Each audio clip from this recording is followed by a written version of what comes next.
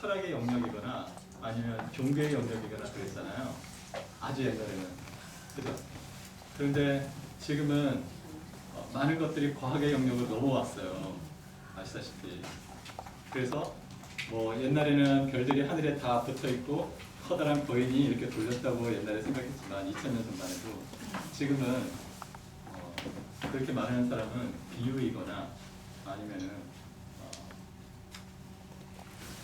이제 현대인은 아닌 거죠. 그래서 그게 무슨 말씀을 드리고 싶냐면 우리가 생각하는 과학은 현대에 있어서 막강한 권력을 가지고 있어요. 그런데 그 과학이 그런 막강한 권력을 가질 수 있는 것은 과학은 과학이라는 이름 아래 단일 언어를 써요. 통일된 언어. 무슨 말씀이냐면 우리가 입고 있는 이 옷 있잖아요. 이런 옷을 만드는데도 과학의 원리가 쓰이고 그 원리가 동일하게 저희의 신체를 정상적으로 또는 병을 들게 하거나 하는 원리로서 똑같이 작용을 한다는 거예요. 그런데 이제 그러한 과학의 원리가 하나로서의 어떤 과학적인 힘을 얻게 된 역사적인 계기는 그 뉴턴이 그 만류인력 법칙을 발견했는데 그 법칙을 이용을 해가지고 그 별들의 운행을 예측을 했다고 그러더라고요.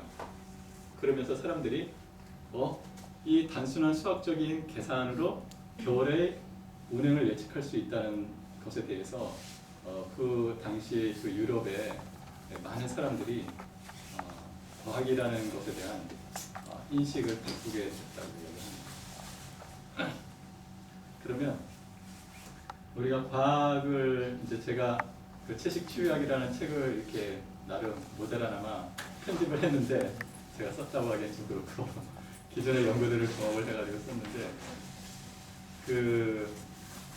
그러한 원리를 좀 깊게 이해를 하고 싶어하는 분들을 위해서 기본적인 그 베이스가 있어야 돼요. 그러니까 제가 이렇게 서 있지만 발이 땅에 딛고 있잖아요. 그러니까 제가 서 있을 수가 있는 거잖아요. 그것처럼 여러분이 좀 더 깊게 채식을 알고 싶고 또 이 사람이 이 소리하고 저 사람이 저 소리 하는데 뭐가 맞는 거지?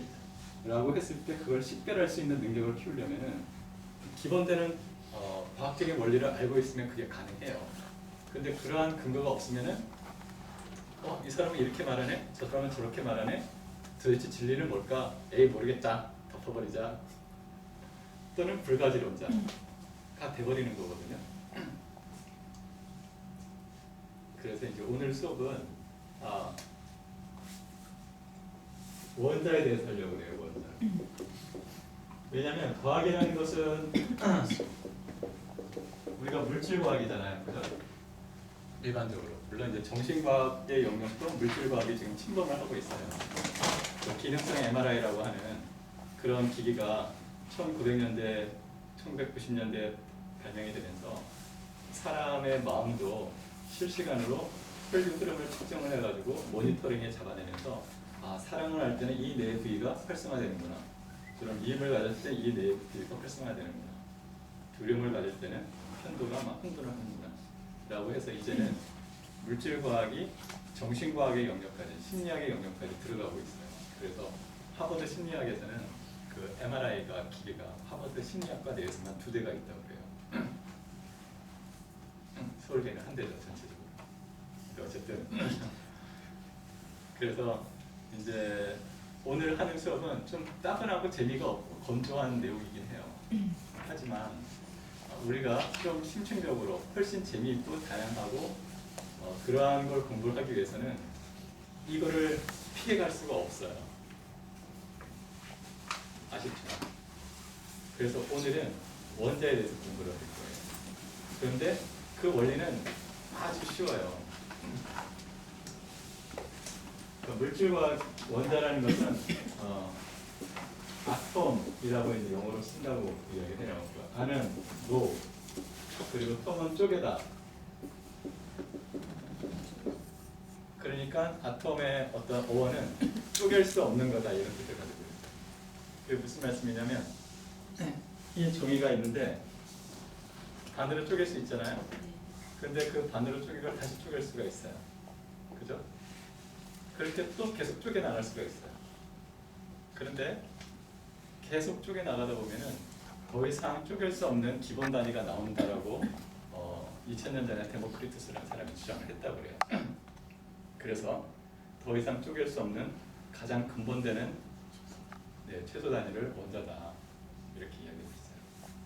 그래서 과학적으로는 원자는 물질의 속성을 가지고 있지 않아요. 물질의 성질, 짜다, 달다 이런 속성을 가지려면 원자가 2개 이상 결합을 해야 된다 이렇게 이야기를 하거든요. 그래서 원자에 대해서 이해를 하는 것은 매우 중요해요.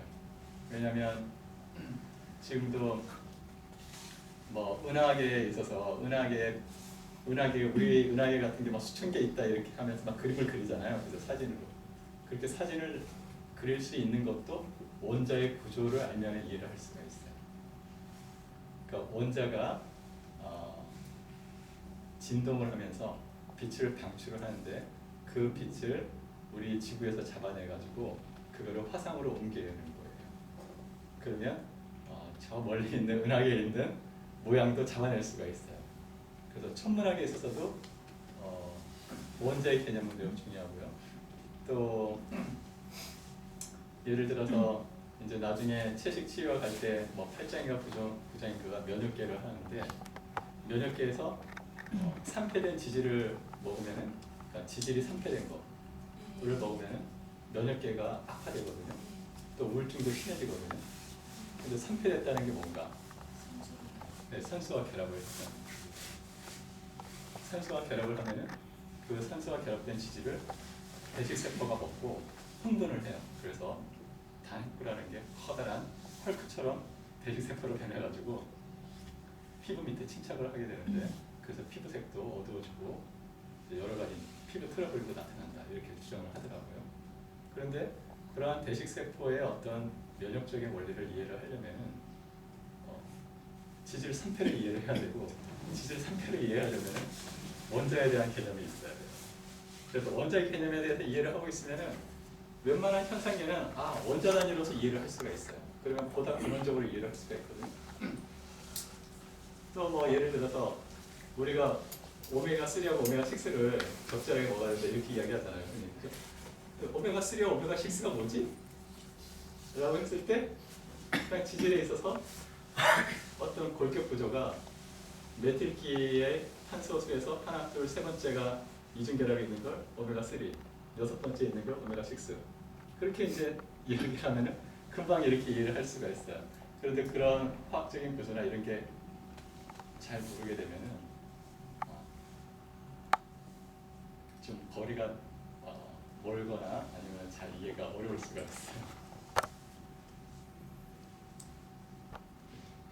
그래서 오늘은 원자의 구조에 대해서만 이해를 하고 주교육에 대해서 좀 이해를 하고 또 그 다음에는 우리가 흔히 말하는 이제 탄수화물, 단백질, 지질 이런 걸 이해를 하려고 그래도 원자에 대한 개념이 있어야 돼요. 또 우리가 뭐 예를 들어서 팝스다 그래서 환경 호르몬 먹었는데 유전자가 교란이 됐다 그 이야기 하잖아요. 근데 유전자라는 거는 당, 그 다음에 염기, 인산이라는 세 가지 구조가 결합을 하는 거거든요. 근데 구조가 바깥에 있는 인산기는 마이너스 전하를 가지고 있어요. 근데 마이너스 전하에 대해서 이해를 하려면 원자에 대해서 알아야 돼요. 그래서 어떠한 현상계를 이해하는 데 있어서 원자에 대한 개념이 없이는 막히게 돼요. 그런데 원자에 대한 개념을 이해를 하고 있으면 모든 현상계가 원자로 다 비교를 해서 해석을 할 수가 있어요. 예를 들어서 우리가 음식을 먹는데 어떤 과학자들은 세포가 빛을 쬐면은 생성하는 에너지의 20%는 빛을 통해 가지고 생성을 한다고 그러거든요. 그렇게 주장하는 사람들이 있거든요. 근데 그거를 이해를 하려고 해서 원자에 대한 개념이 있으면은 빛을 통해 가지고 에너지가 올라간다. 동물 세포인데 가능하다는 이해를 할 수가 있어요. 근데 그런 이해가 없으면은 무슨 신비적인 이야기냐 이렇게 또 판단을 하게 되는 거거든요. 그래서 여러 가지로 이해를 할 수가 있습니다. 그래서 원자에 대한 개념이 이해가 있으면 저 별자리와 지구와 인간 그리고 인간의 몸을 돌아가는 적혈구에 있는 철 이것들이 다 하나로서 통일적으로 이해할 수 있는 가능성이 높아져요. 서술이 좀 길었죠. 그래서 오늘은 이제 원자의 개념을 하고 또 시간이 좀 나오면은 그 다음에 탄수화물이나 지방에 대해서 간단하게 얘기를 하고 그 다음에 유전을 이야기하고 또 다음 시간에는 세포 구조에 대해서 이야기를 하고 또 세포도 우리가 보기에는 되게 작게 보이지만 그 안에는 엄청난 수십만 가지의 어떤 시그널들이 있어요. 그걸 셀 시그널링이라고 그러거든요. 또는 시그널 그런데 그러한 시그널을 이해를 하면은 훨씬 더 이제 깊게 이해를 할 수 있어요. 그러면 그 많은 것들에 대한 이해를 하는 데 있어서 아주 많은 시간이 필요한가? 했을 땐 그렇지가 않다는 거예요. 왜? 여러분이 지금 1층에서 4층까지 계단을 하나하나씩 금방 올라왔듯이 여러분도 함께 저희 안내를 따라가면은 아주 빠른 길로 도착할 수 있다. 저는 확신합니다. 네. 그래서 이제 원자에 대해서 하는데 원자는 기본적으로 여러분이 아시다시피 핵이라는 게 있다고 이야기합니다. 근데 핵은 양성자와 그래서 이번 시간하고 다음 시간은 좀 따분한 시간이 될 수도 있어요. 그런데 이제 그 다음부터는 재미있는 시간이 될 수도 있어요. 네. 그렇기 때문에 좀 양해를 바랍니다. 그래서 양성자와 중성자를 구성이 되어 있다 이렇게 이야기합니다. 양성자와 중성자의 크기가 거의 비슷하다고 이야기를 해요. 보통 양성자의 크기는 10의 마이너스 15승미터다 이렇게 이야기합니다. 그리고 그 주위에 전자가 돌고 있다고 이야기해요.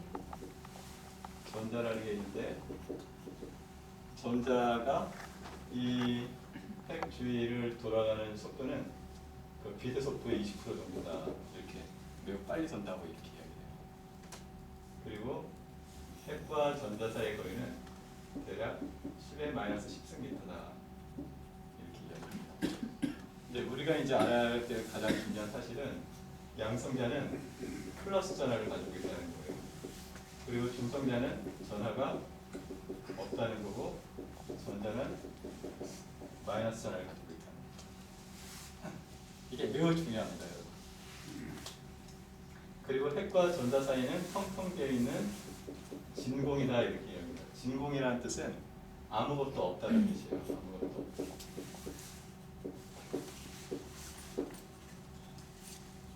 그리고 전자는 핵 주위를 매우 빨리 돌아요. 근데 이게 이제 우리 20세기 현대인이로서의 매우 커다란 지적인 특권이에요. 그러니까 100년 전만 해도 한 150년 전만 해도 이 사실을 알 수가 없었어요. 그러니까 우리가 이제 간단하게 지금은 중학교나 고등학교에 이 내용을 공부를 하게 되는데 이거는 현대인만 알 수 있는 거예요. 그러니까 뉴턴도 이걸 몰랐고 많은 위대한 역사 속의 인물들이 이걸 몰랐어요. 매우 중요한 겁니다. 이게 이제 우리가 잘 이해가 이게 왜 이해가 안 가는지 중요한지를 이해를 인식을 못할 수가 있는데 이거를 예를 들어서 10의 마이너스 15쯤 되니까 10만 배를 팽창을 했어요. 그러면 이 핵이 대략 1m짜리 구로 될 수가 있어요. 확대를 하면. 동일한 비율로 핵과 전자 사이 거리를 똑같은 비율로 확대를 하면은 핵과 전자 사이 거리는 얼마일까요? 예, 맞아요. 10만 미터예요. 10만 미터는 몇 킬로죠? 10km. 그러니까 1m면은 한 뭐 이 정도 되잖아요. 요만한 핵이 있고 10km 반경 바깥에 한 반경 한 1cm 정도 되는 전자가 돌고 있는 거예요. 그리고 여기 1m와 반경 10km 사이에는 아무것도 없어요. 그런데 우리가 원자라고 인식을 하는 것은 요 1m짜리 핵을 의미하는 게 아니라 10km 바깥에 있는 것을 원자라고 인식을 하는 거예요. 우리 몸도 다 원자로 구성이 되어 있죠. 그죠? 그러니까 우리의 어떤 물질적인 구조는 본질적으로는 거의 비어 있는 거죠.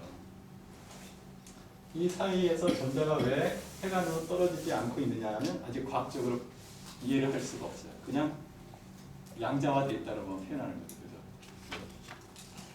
그래서 우리 몸은 실질적으로는 이렇게 딱딱하고 물질 구조가 되게 딱딱한 것 같지만 실질적으로는 거의 다 비어있는 존재다.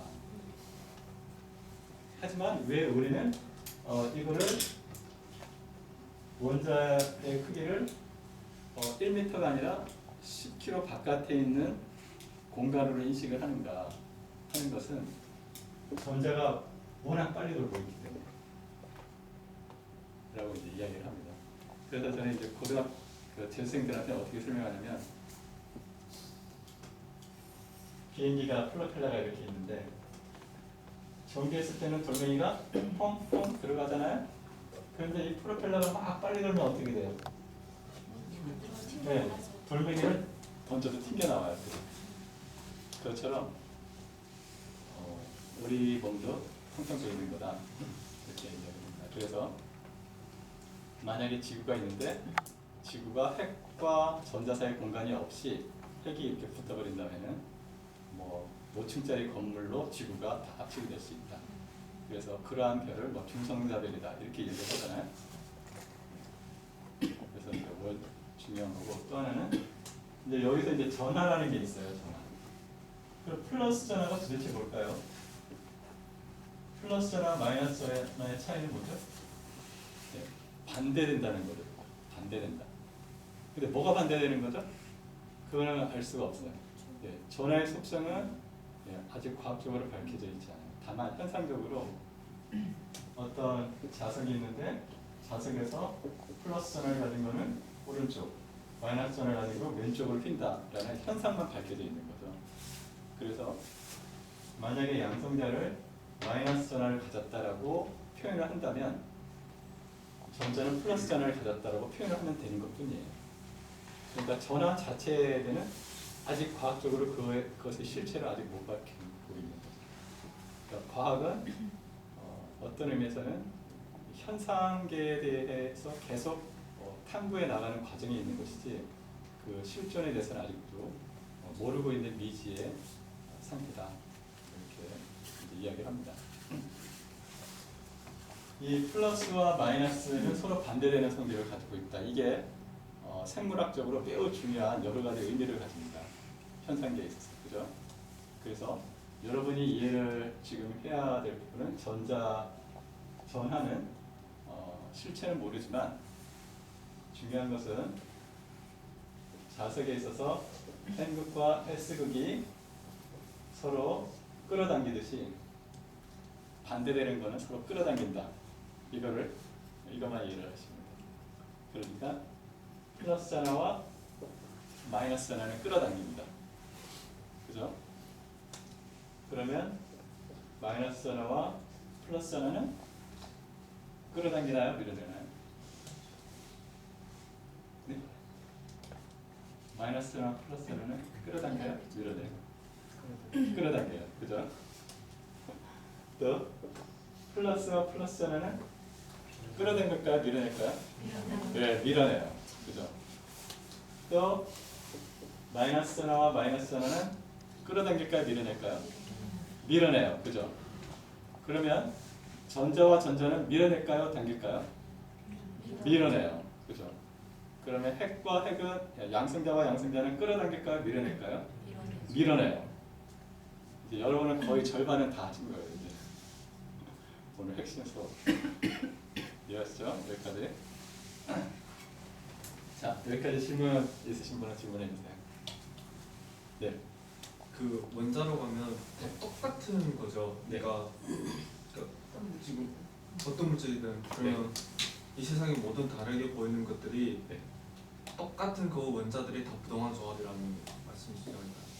네, 좋은 질문이에요. 네, 그래서 이제 여기까지 이제 설명하고 그 다음 단계는 이제 제가 설명을 드릴 거예요. 네, 좋은 질문. 그리고 그 원자가 그 원자 핵하고 전자 사이 거리가 있는데 그러면 원자들끼리 가장 가까운 거리 어느 정도까지 가까워질 수가 있나요? 가까운 거리는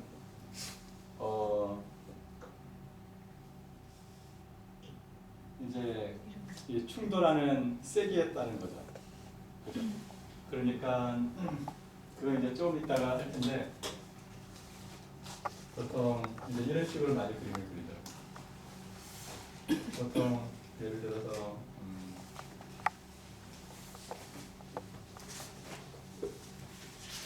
그건 조금 이따가 나오는데 조금 이따 설명드리면 네, 좋습니다. 네. 여기까지 이제 그래서 되셨죠? 네, 좋습니다. 그러면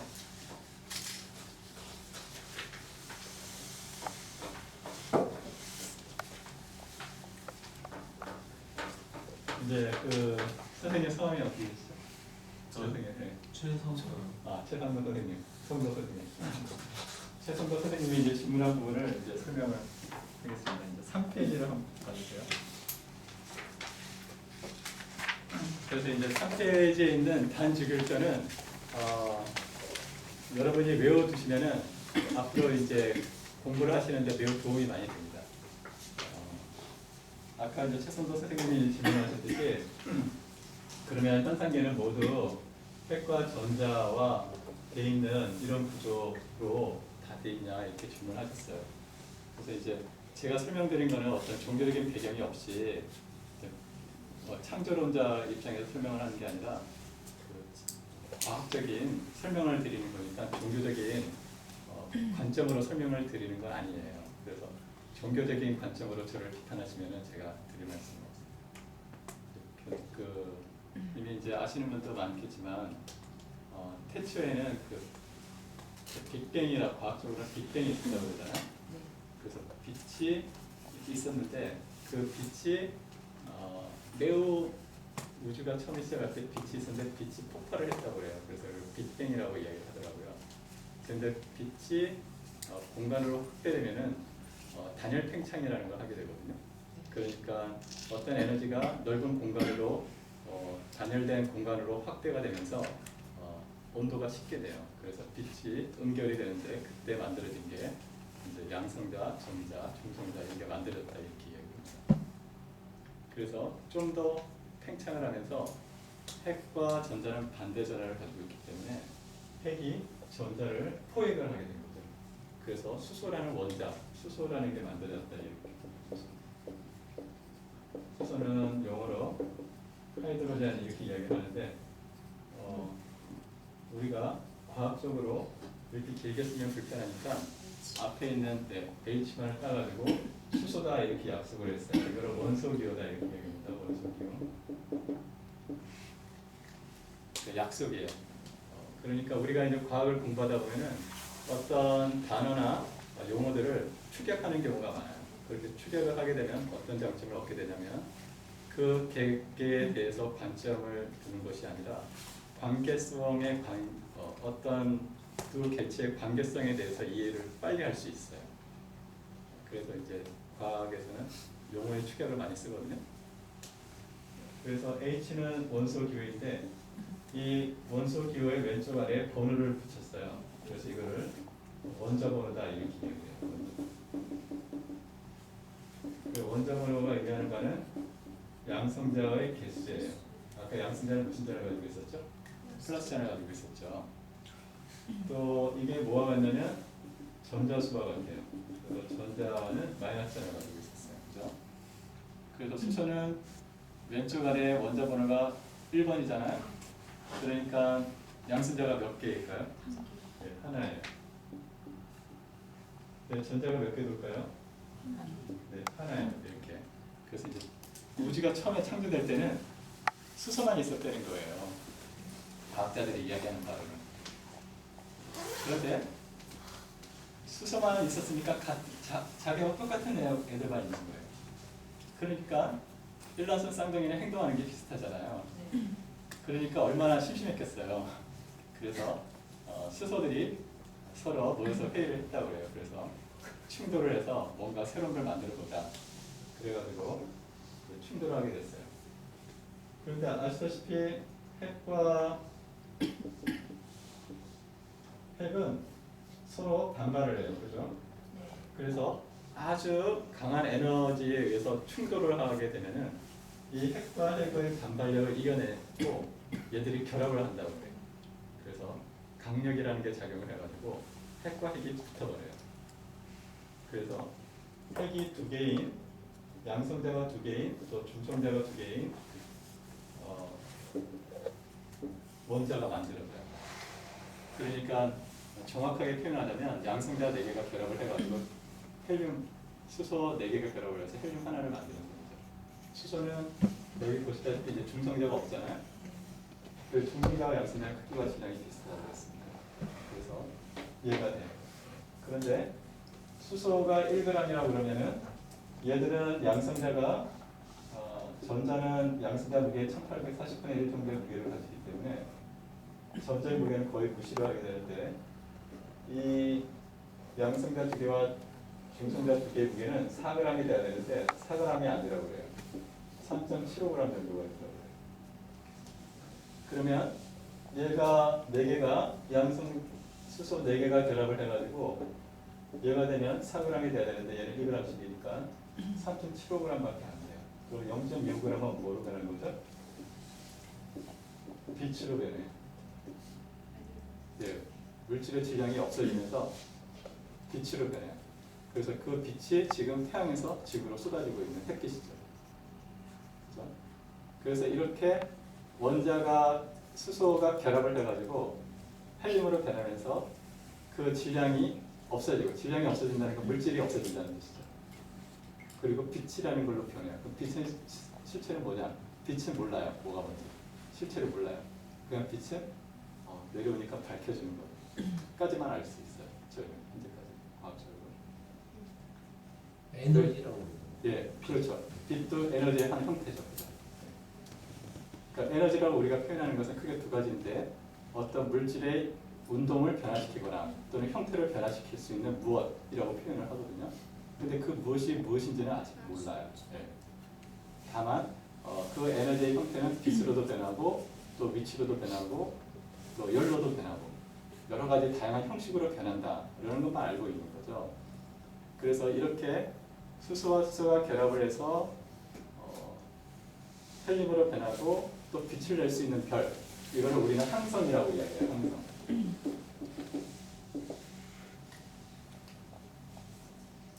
그리고 그 항성 주위에 돌면서 빛을 반사시키는 걸 행성이라고 그러죠. 우리 지구는 행성이죠. 그죠?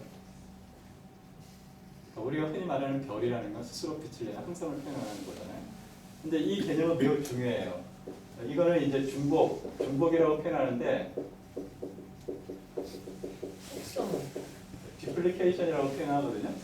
디플리케이션이라고 표현하는데 이거는 어떤 속성을 만들어내냐면 리던던시라는 속성을 만들어내요.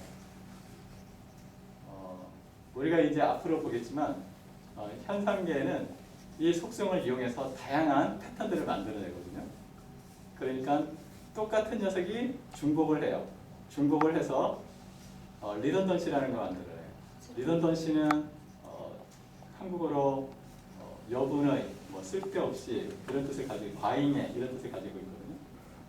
근데 이러한 것은 왜 똑같은 거를 이렇게 중복해가지고 또 만드는가?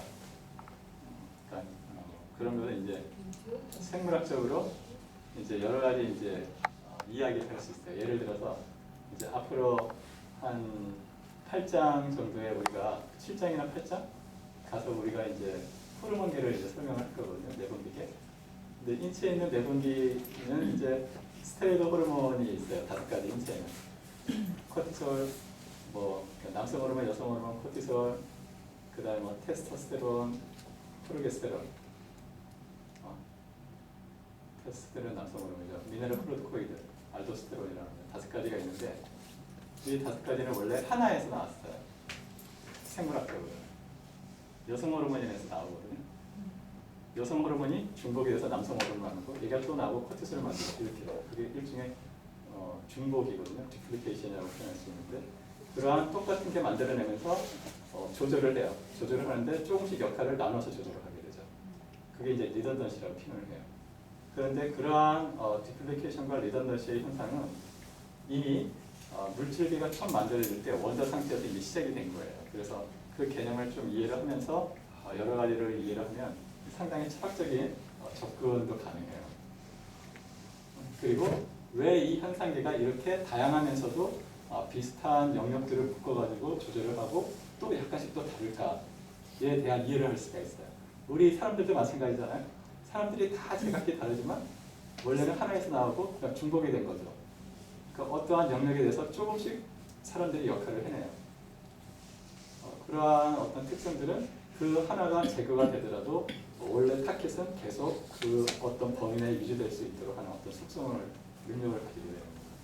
근데 어쨌든 여기서 이제 중요한 것은 이제 헬륨이 되죠. 헬륨은 수소처럼 H를 수정하기 때문에 구분을 하려고 뒤에 1을 하나 더 붙입니다. 소문자로. 그래서 원자번호가 2번이죠. 그러면 헬륨은 양승자가 몇 개죠? 2개예요. 그죠? 그 다음에 전자가 몇 개 돌죠? 2개예요. 그죠? 그 수소는 양성자가 하나, 전자가 하나예요. 그러니까 전체적으로는 플러스 1, 마이너스 1이에요. 그러니까 얼마죠? 0이에요. 그래서 이걸 중성이라고 표현해요. 그래서 모든 원자는 본질적으로 중성이에요. 플러스도 없고 마이너스도 없어요. 원자는. 헬륨도 지금 플러스 2죠? 마이너스 2죠? 그러니까 토탈 얼마죠? 0이에요. 그 중성이에요. 그래서 이제 우주가 시작이 되면서 수소와 헬륨이 만들어졌는데 얘들이 다시 또 이제 부딪히게 됐어요. 그래서 만들어진 게 리튬이에요. 리튬은 원자번호 3번이에요. 그러면 리튬은 원자번호 3번이니까 양수자가 몇 개죠? 네, 3개예요. 쉽죠? 그래서 전자가 몇 개 돌죠? 3개예요. 그런데 전자는 일정한 궤도에만 돌아요. 그런데 처음 길은 좁아서 전자가 2개까지만 돌 수 있대요. 그래서 3개가 돌아야 되니까 나머지 하나는 새로운 길에서 돌아요. 네, 여기까지 이해하시죠? 네, 필기할 거 있으면 필기를 하세요. 지금 중요한 거예요. 여기까지 이해하시죠? 질문을 하는데 예. 그러면 안에 2개가 도는 궤도하고 세 번째 그게 도는 궤도가 거리가 있다는 건가요? 얘하고요. 네. 거리는 이 올라갈수록 점점 이제 좁아져요. 네. 그런데 어쨌든 차이는 있어요. 네. 근데 그 뭐 원자 핵과 양성자와 전자 사이 거리에 비해서는 전자들 사이 그렇죠. 거리는 훨씬 아주 작은 거죠. 네. 하지만 항상 일정한 거리만 돌아요. 얘들. 일정한 거리라는 것은 이 핵을 기준으로 했을 때 위치 에너지가 있는 거거든요. 그래서 일정한 위치 에너지에서만 전자가 돌아요. 이거를 우리는 양자화돼 있다고 해요. 그래서 양자역학이라는 개념이 여기서 나온 거죠. 양자화돼 있다. 그래서 위치 양자는 에너지 양자와 연결이 되어 있죠. 그래서 전자는 항상 일정한 궤도에서 만들어요. 양자화돼 있다. 전자는 양자화돼 있다. 원자는 양자화돼 있다고 표현해요. 네, 그 이해가시죠? 그러니까 우리가 흔히 말하는 양자역학가 여기서 오는 거예요.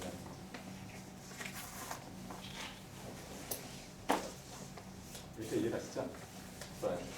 그 다음에 리튬은 전자가 도는 길이 일정하다고 그랬는데 처음 길을 이걸 전자 궤도라고 표현하거든요. 전자 궤도.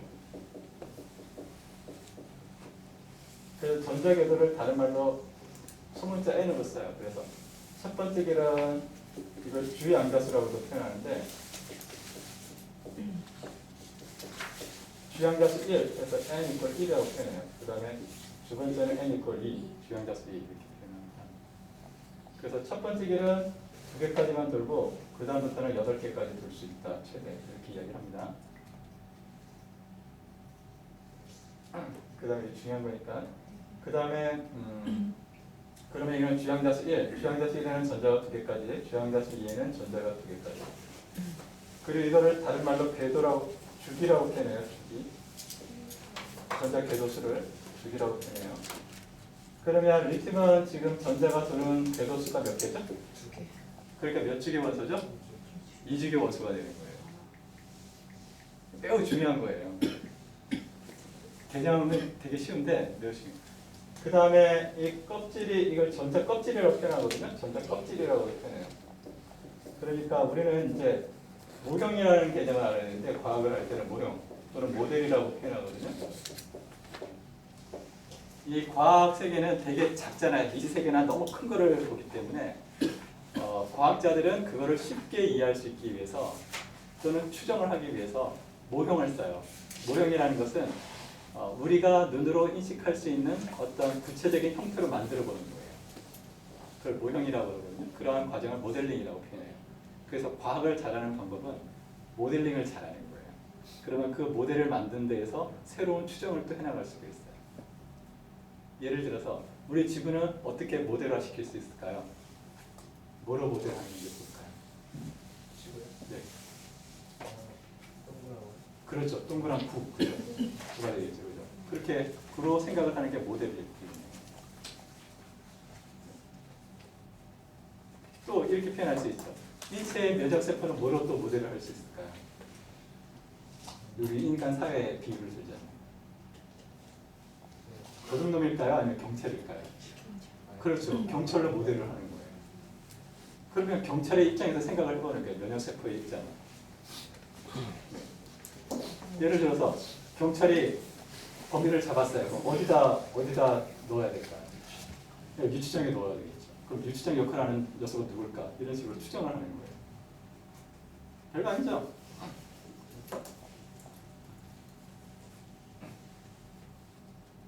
여기까지 이해하시죠?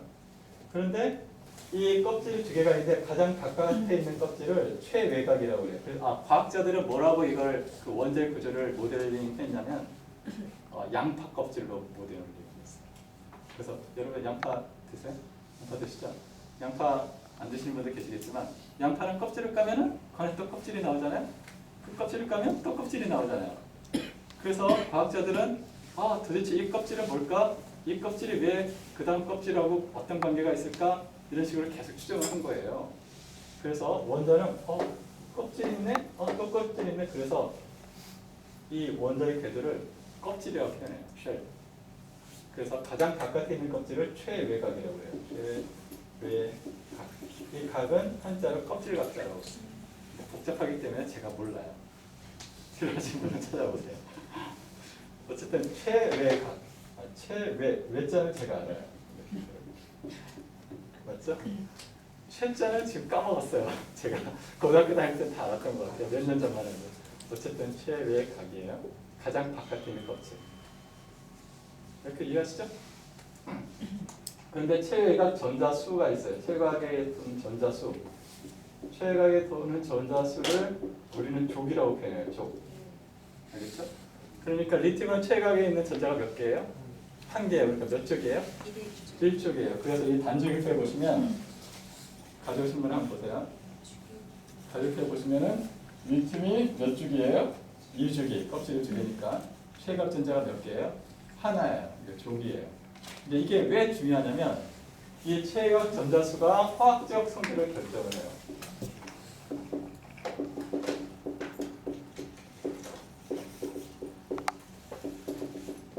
이 화학적 성질을 결정한다는 것은 생화학적인 성질을 결정한다는 것과 똑같은 거예요. 생화학적 성질을 결정한다는 것은 생리적인 특성들을 결정한다는 뜻이에요.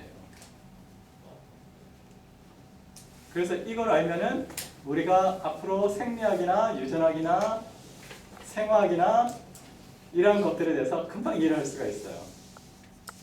근데 이 아주 간단한 지금 한 1시간도 안 됐을 것 같은데 그죠? 1시간도 안 되는 이 개념을 모르면 어떠한 내용들이 나오든지 간에 이게 뭐지? 예, 잘 이해를 할 수가 없어요. 이것만 잘 이해를 하시면 이제 어떤 게 어렵게 나와도 유전 현상에 대해서 또 후성학 이제 우리가 나중에 저희가 이제 설명하겠지만 식물성 호르몬이 어떻게 유전자를 조절하는가에 대한 어떤 가설들을 설명할 때도 이걸로 다 설명하는 거예요. 이걸로. 예. 무슨 말이냐면 왜 유전자는 실패처럼 이렇게 꼬여 있잖아요. 그런데 어떻게 해서 풀리는 걸까요? 예를 들어서 그걸 이해를 하려면 이것만 알면 돼요. 어떻게 해요? 유전자 바깥에 마이너스 전화를 가지고 있다고 그랬어요. 그래서 그 마이너스 전화를 변환을 시켜요. 전화가 어떻게? 그러면 그게 풀리는 거예요. 그 역할을 하는 게 호르몬이에요. 아주 쉽죠? 근데 이걸 모르면 플러스 마이너스 이걸 모르면 그걸 이해할 수가 없어요. 딴 나라 이야기 같죠. 그런데 이것만 알면 금방 이해가 가요. 그러면 호르몬 예를 들어서 우리가 환경 호르몬이다. 얘들이 하는 역할이 뭘 것 같아요? 이런 플러스 마이너스 전환을 가지고 있기 때문에 얘들이 교란을 시키는 거예요. 유전자를 풀어야 되는데 응축하게 만들고 응축돼야 되는데 풀고 그러는 거예요. 또 유전자가 뭐 되게 길잖아요. 2m가 넘잖아요. 그래서 아주 작은 부분에 원자 안에 100 마이크로 정도 되는 지름 안에 꼬여 있어야 되는데 그 막 들어가면은 꼬일 거 아니에요. 그죠? 그러니까 진핵세포들은 돌돌돌 잘 만단 말이에요. 실패처럼. 그 실패 역할을 하는 게 히스톤이라는 단백질. 그러니까 아까 유전자는 마이너스 전화를 가지고 있다고 그랬으니까 그 히스톤이라는 단백질은 무슨 전화를 가지고 있을까요? 그렇죠. 플러스 전화를 가지고 있는 거죠. 왜? 플러스와 마이너스는 아까 서로 달라붙는다고 그랬죠. 그죠?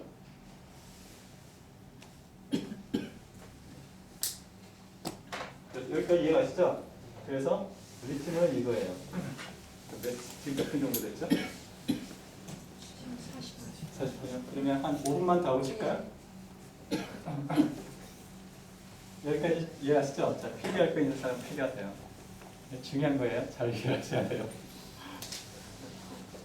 오비탈이라고 그러죠? 오비탈. 그렇죠. 오비탈을 궤도라고 그럼 표현하는 이건 쉘이야? 그게? 쉘이라고 같은? 표현하죠. 네, 같은 거예요. 쉘하고 같은 그래서 제일 바깥에 있는 게 아우터 쉘. 발음이 뿌리다고 이제는 그러더라고요.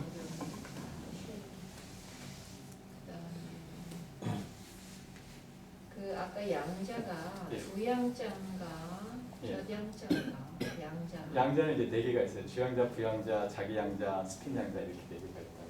그러니까 그 한자 양자가 예, 양할 때 양자예요. 두양자야 벼양자야? 두 양자예요. 두양자지. 그래야 말이 되지. 양이다 있는 거예요. 질이 아니고 양이다. 양이라는 뜻은 일정한 값을 가지고 있다. 또 다른 말로 띄엄띄엄 있다라고 표현하죠. 그러니까 여기서 여기는 있는데 이 중간은 없다는 거예요. 여기서 여기까지 우리가 갈 때 이렇게 거쳐가야 되는데 이 중간은 없고 갑자기 여기 있다가 여기로 나타난다는 거예요. 아니 양양자 이 양자가요 한자가 같이 나네. 그러니까 지금 그거지. 그럼 양할 때 양자네. 맞죠? 좀 이상하다. 진행할 때 양자는 그렇죠. 질량. 잠깐만 아니야 지금 잘못 얘기한 거지. 봐봐 한자가 양자가 이게 한글로 왜 우리가 한자를 알아야 되느냐 이제 중국도지만 이 양자 그러면 뭔지 몰라 어느 양인지 근데 두 양자가 있지 아 그거 아니에요. 이거 아니지 그다음에 벼양자가 있지 그거 아니에요. 아니지 그다음에 이게 양의 네, 그거예요. 네. 중량이야 이게 지금 양자학이다 그러면 그렇죠. 이거 할 맞아요. 말이지. 그래요. 네. 나도 이거 잘 모르고 잘 모르고 이거 약간 배워가지고 하나 모르는데 이 양자학이 이거란 말이지.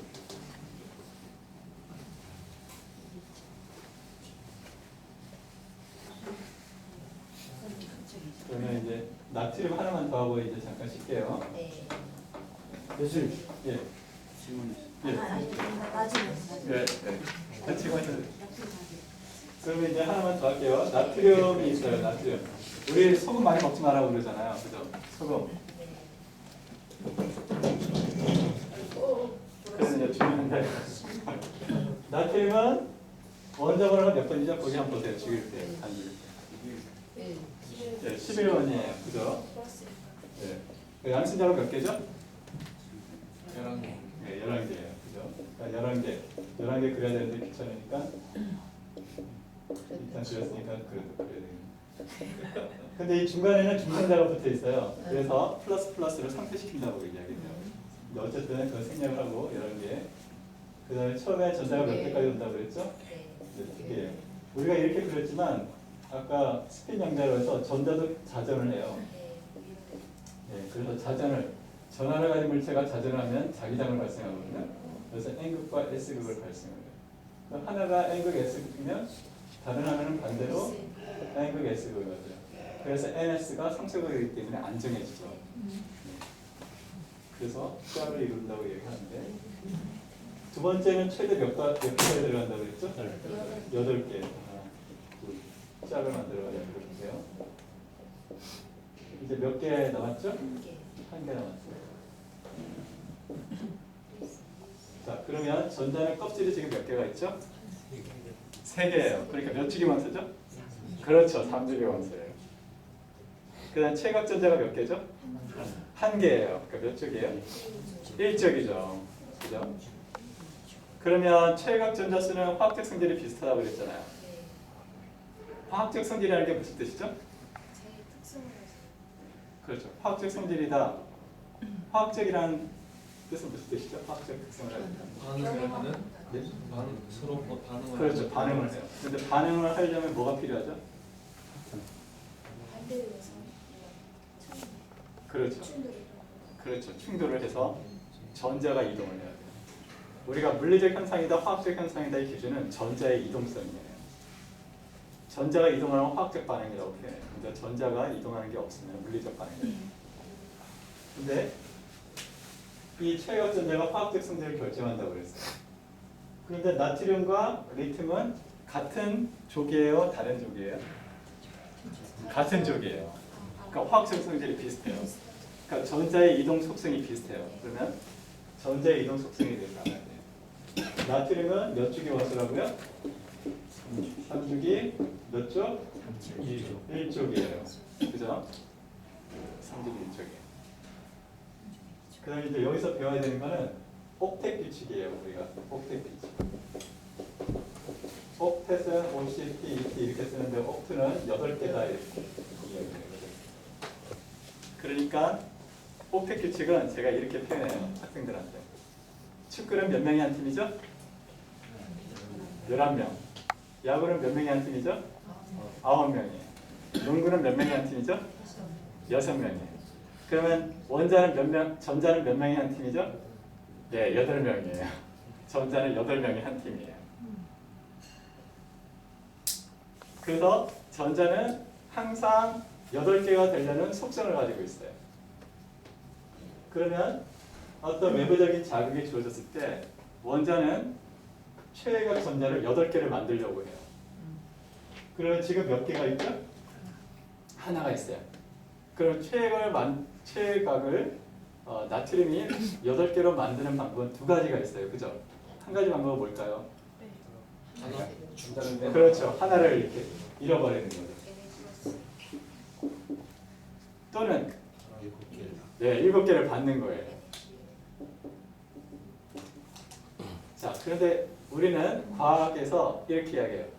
어떤 2가지 가능한 가설이 있을 때 가장 단순한 걸 선택해요. 옥하면 N분하라고 표현하는데 그러면 7개가 들어오는 게 편할까요? 하나가 나가는 게?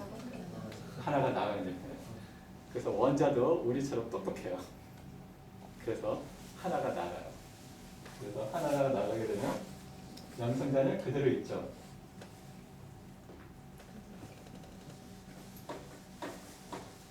양성자는 몇 개였죠? 아까 나트륨이?